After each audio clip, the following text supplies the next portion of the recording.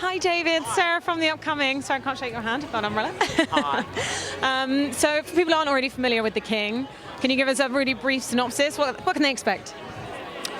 It's a story about a young man, a very handsome young man, with very honourable ideals, being thrust in a position of power, and suddenly discovering that the institutions around him are dark and powerful.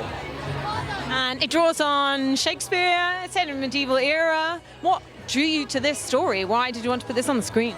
Joel Edgerton drew me to this story. He had played Hal on stage in Shakespeare's version of Henry V and the Henry IV plays when he was fresh out of drama school in Sydney, and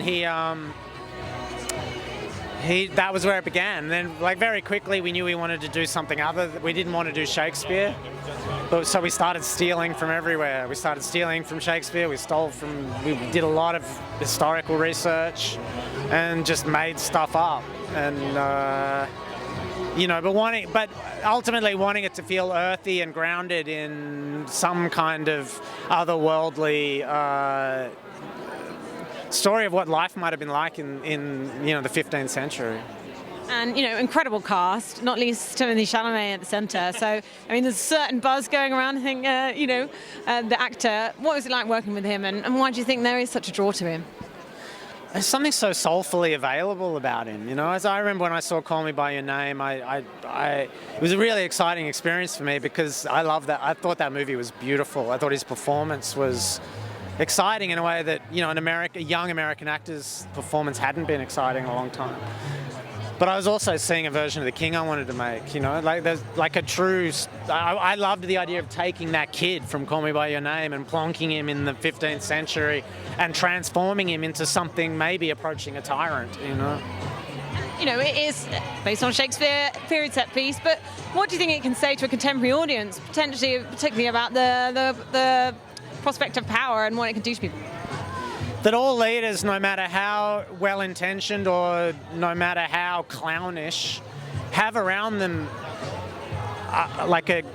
cabals of other people who are often incredibly powerful, incredibly cunning, incredibly manipulative, who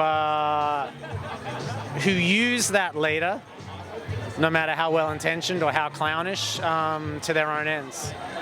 And it just looked like it was an epic film to have to put together. Were there particular challenges on set or bits that were particularly fun?